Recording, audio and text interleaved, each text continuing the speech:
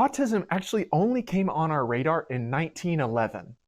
And in 1911, there was a psychiatrist who is Swiss, and he found a symptom that he thought was a symptom of schizophrenia.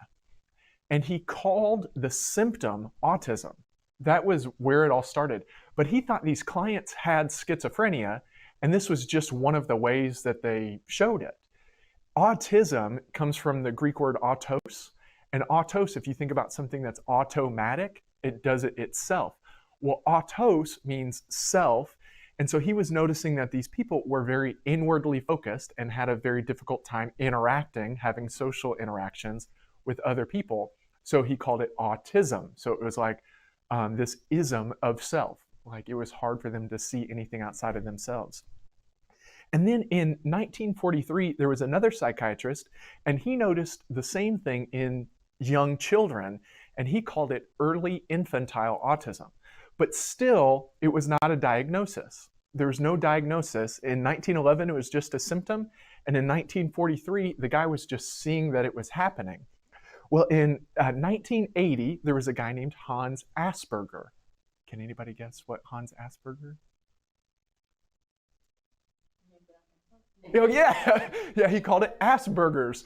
And Asperger's, today we would call it autism level 1, basically. But he noticed that there were people that were highly intelligent and doing really well in their lives, but they had difficulty interacting with other people. He basically just said that they were socially awkward.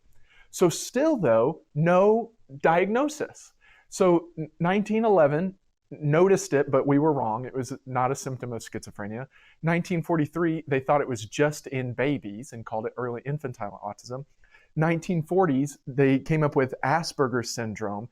And then in 1980, there we go, 1980, that's when early infantile autism was added to the DSM. It was just called early infantile autism. And if you were above that, they just classified it as a symptom of schizophrenia. Then in 1994, Asperger's was added to the DSM, but it was not until 2013 that we called autism, Autism Spectrum Disorder, and added it to the DSM. So I think, and really believe, that so much of our panic about autism is because really it's only been around for about a decade. So if you were licensed before this, and then you heard about like this new thing like autism, oh my gosh, autism's a diagnosis now.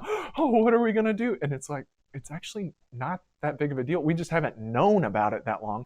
And for a lot of the time we did know about it, we were wrong. We were wrong about it. We thought it was schizophrenia. We thought it was only in babies. We thought it just meant that people were socially awkward. And now we know it is this full autism spectrum disorder. So it's not anything to panic about.